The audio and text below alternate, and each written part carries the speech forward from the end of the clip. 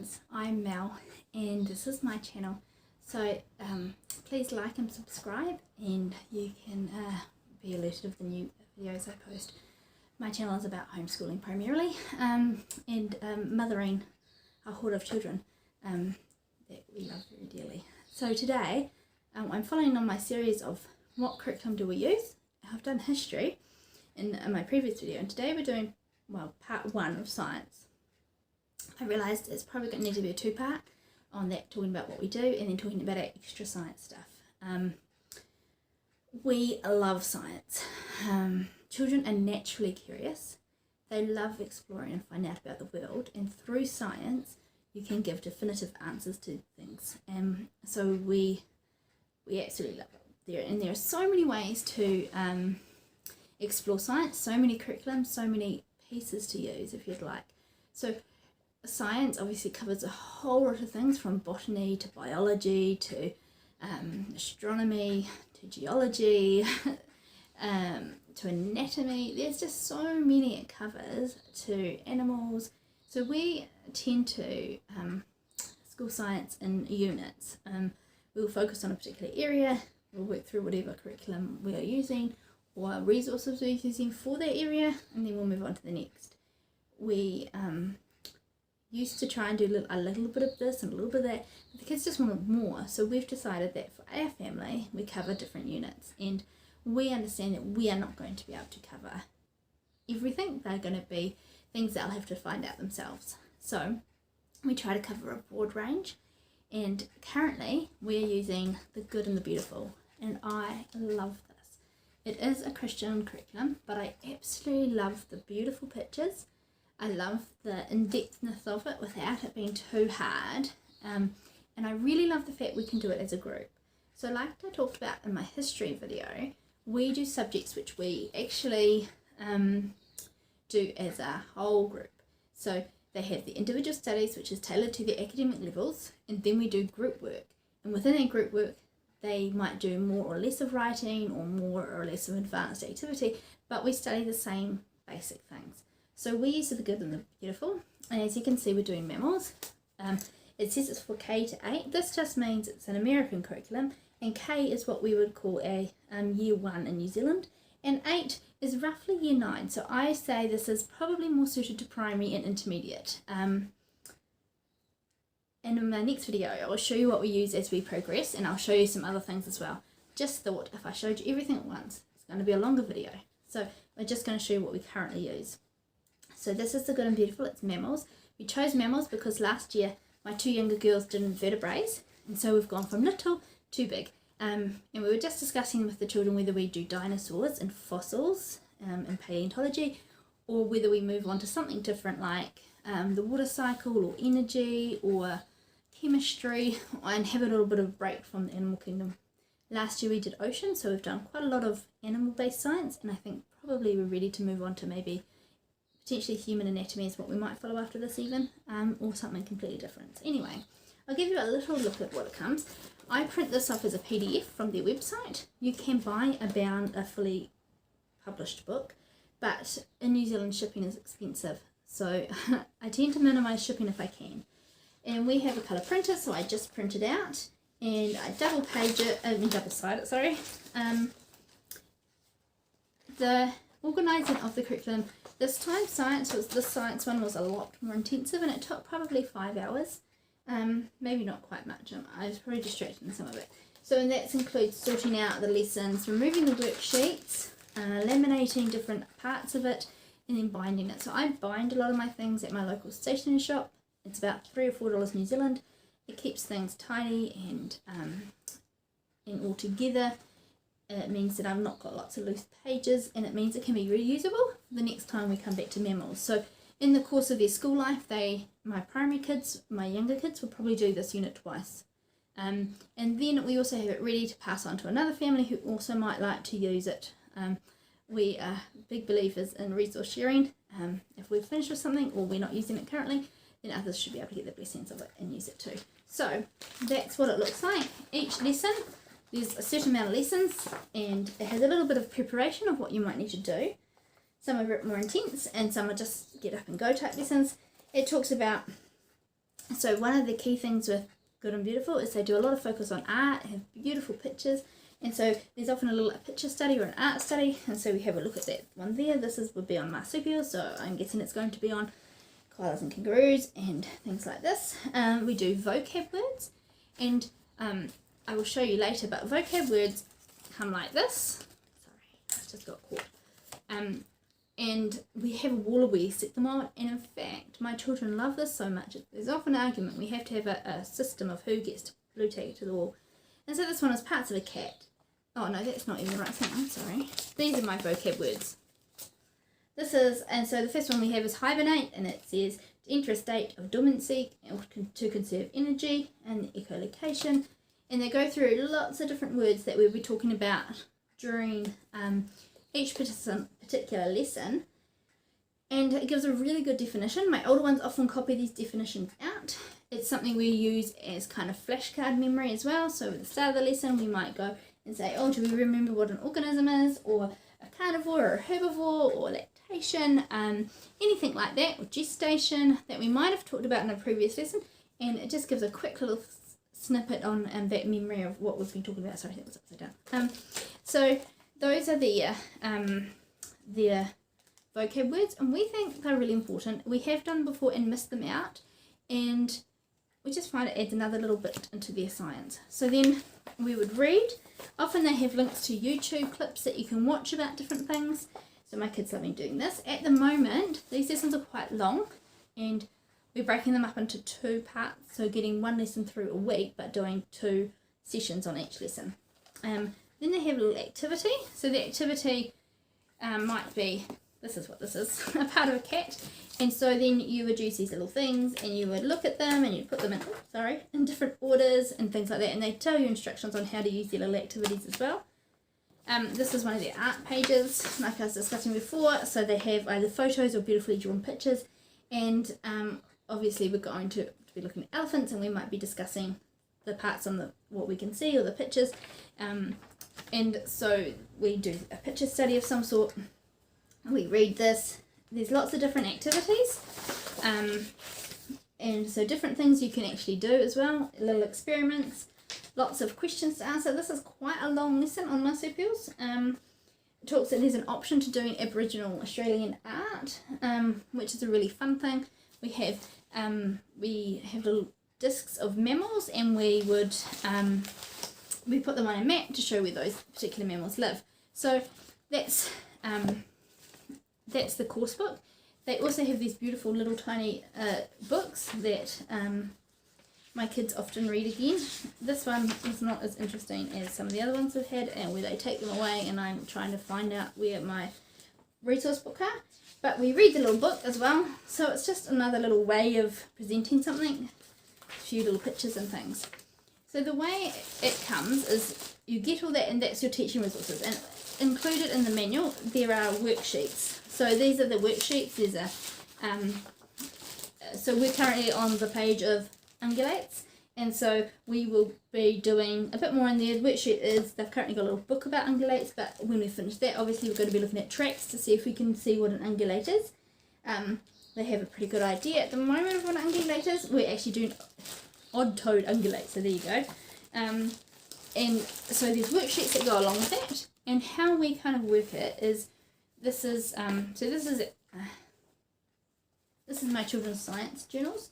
The 2 younger girls have pink ones, just because when we got them last year when we started, they was the first ones I grabbed. And so this is Hannah's. She is my second to youngest, and this was when, we didn't do invertebrates, we did arthropods, and invertebrates are in arthropods. I'm sorry, I was wrong. So arthropods, and we looked at insects, spiders, and crustaceans as part of the arthropod family, and looked at what an invertebrate means, which means they have no backbone, just in case you need to know that. So she drew a few different things. There was, she answered pictures, and these were all different worksheets or activities. Some things they might not have had an activity, but we kind of invented one. So then we started on mammals. So we've done arthropods, which are small things. Now we're doing mammals, which are big, usually. Not always, but usually.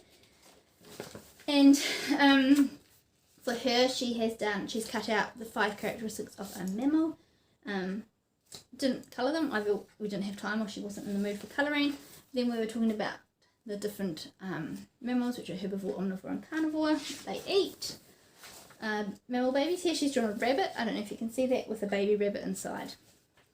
We also looked at hippopotamuses or orangutans, and this one obviously was her hippopotamus, and her fact was they can hold their breath for up to 5 minutes. And then we've just started Untitled Ungulates, and with that there's a little book that she's doing. This is her brother's, and this all comes with our curriculum. So this is what we would do. So that's Hannah's. Then this is Luke's, who's my oldest. He actually drew a tall giraffe because he thought it was hilarious, and these are mountain goats. Instead of him drawing, sticking them out, he actually had to write them. Obviously, he could have written more, but sometimes it's near lunch or he's not in the mood to write, so we accept whatever comes. He drew his pictures too, and then he wrote about life, birth and lactation, and he did orangutans, not hippopotamus, and then the same. So we find that we can extend it for the older children, and we can just dial it back a bit for the younger if we need to. So what we also work with that kind of works along it is we have this cool book that we've used for different things, not just science. Sometimes maybe mostly science, but sometimes we've used it if we're doing particular unit studies, like we've done Shackleton and his adventures to Antarctica, and so we've used this for the polar regions and things like that.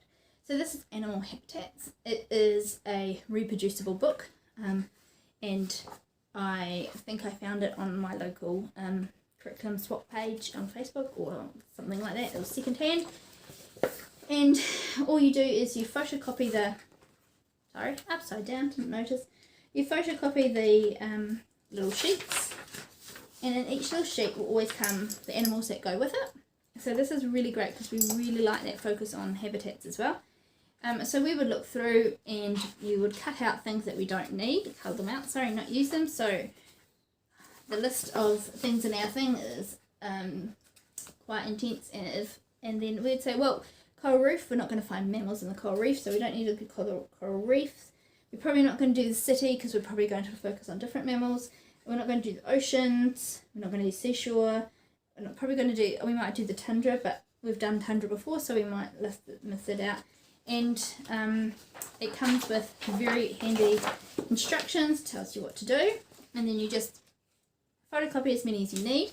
You get the children to colour in the different animals, and then you can stick them together, and they have these little books at the end where they can read the facts and things. So this it says it's coloured, but they're not coloured, and my children have never got them to this level of colour because I don't expect it.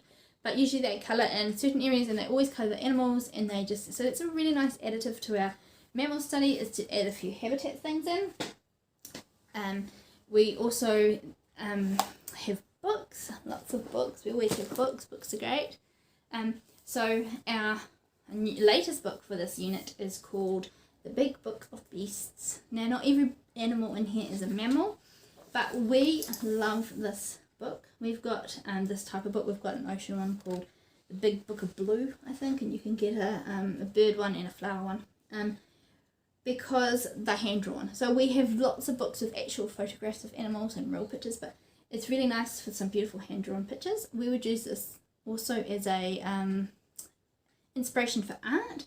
So we'd say, okay, so this week we're going to paint a mammal, whichever mammal we've maybe been looking at, and we would find the appropriate picture throughout the book, and then it would give some inspiration. So the groups of animals are doing different things, and some of the pages, if you can look at the lions and the cheetahs and things like that, they're like attacking other animals. Well, not fully attacking, but you can see they're about to. So cheetahs, where I'm about to jump on the buffalo. And my boys love that. They love a bit more of the gruesome stuff. Some of my girls sometimes do.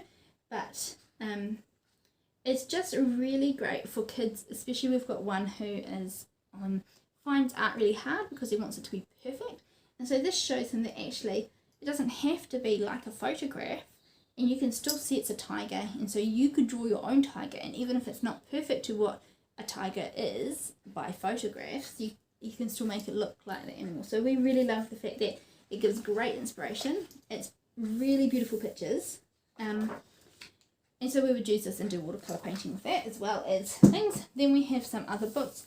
This is just a general, we have quite a lot of Osborne books, and this is just a general animal book. The one thing we love about this, which works really well with the habitats, is in this book they focus on, let me see if I can find the pages. Sorry. Okay, so they focus on the habitats of where the continents and where the animals come from, and so they focus on that, and they talk about the desert and the things, and then you turn over and then look at the Namib Desert and what animals might live in the Namib Desert, and then a bit desert, and then there's the Congo jungle, Serengeti Plains and things like that. So we really like that it focuses on the region and then you work back from the region. So that kind of fits in really nicely with their habitats as well. This is another Osborne book which my kids adore, and this is called The Mysteries and Marvels of Nature. And these are the odd things in nature, and so these are not all mammals. I just like to say that it's not a mammal book, but it has some really interesting mammals, and we just pick and choose which pages we're going to read. Obviously we wouldn't necessarily take this book and read from front to back. We have before. We've read it over a period of a month or so, just reading 2 pages every day, just because it's really interesting. It talks about animals that camouflage themselves or how they protect themselves, and my kids love it because it's interesting and different facts that they may not know. This is another one of our favourite books that goes quite nicely with our mammal study. So this is the Lonely Planets Kids Animal Book, and each page is a separate animal, so it's not too intensive in reading. Okay, this is a double spread page, but we would read it, we'd look at the pictures. It might inspire kids to go and do a project later, which is why we have these sort of books. In science, we have a few books that are 1-page topics. In general, we try to keep away from 1,000 or 500 questions about science because they don't give enough information. But for animals, we find that it gives enough information about a particular animal that might inspire them to go and find out more. We do have other books specifically on different animals, but it's really good just to have a general thing. So we might be saying, oh, let's see if we can find some ungulates in this book, and we'll go through it and then we'll read about them. So lovely book, got beautiful pictures as well as photographs, so that's another plus. So then that kind of is all our things for the major resources for the mammals topic, but we also have some other things we add in for fun. Obviously in lots of my videos I've talked about game schooling and how we include games, so true to form we have some games. We've got Professor Noggins again, which we all know we love. This is Safari. There are a few other animal ones. There's Domestic Pets, and I think there might be Jungle, and there's On the Farm and things like that. But we only have Safari at the moment, so we will use the Safari animal ones. Also, generally, they're more likely to use mammals in a Safari selection because that's just what generally lives on plants. So obviously, we still get crocodiles and reptiles and things like that, and birds, but generally we find they're a bit more.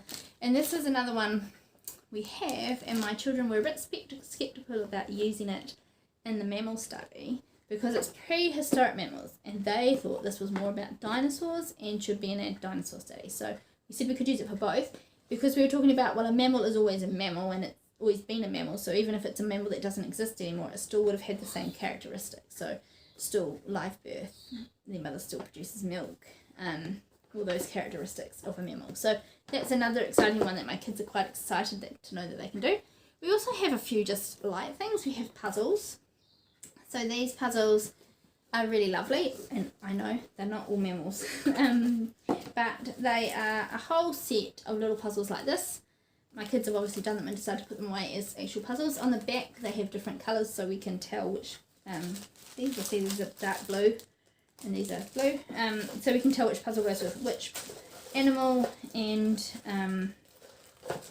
here you go, here's a bear as well, and it's brown. And so these are just lovely little puzzles. It means that all the kids can do a puzzle together, and it's just sometimes fun. Sometimes if I'm reading, we're currently reading Jane Goodall and her interaction with the chimpanzees and what she discovered, and so sometimes I might sit and do a puzzle while I'm reading, things like that. And we have a slightly, this is a 100-piece puzzle. We really love the 36 puzzles, and we have a few of them. We've got birds and sharks. We also have horses, which come under the mammal category, we know, but we've got a very horse-loving child, and so it becomes its own category for us. So We also have Professor Noggles and horses, but we don't add it into a general animal category because it's for him it's just separate. And so we also know not all mammals, but it's just a fun thing to add to it. They can sit and look at the animals. There's a sheet inside it that actually tells you what the animals are, and so we really love the fact that you can get this lovely little sheet with it, that when you do it this way, it's giving you what the puzzle's going to look like, and then when you turn it over this way, these are the shadows, and you can find out what all the animals are. So we loved it for the sharks and it's sharks I think we loved it for the sharks because the kids learnt heaps of new names for sharks, and the pieces are really quite large and I think cardboard, so it's just a fun puzzle. So that's what we're doing now. That's our mammal unit, and the next video you see is going to be all the other science, some stuff we've done or some stuff for older children, plus a whole bunch of other science stuff we do. So thanks for checking it out. Please do like and subscribe, and you can see my next video when it comes out soon.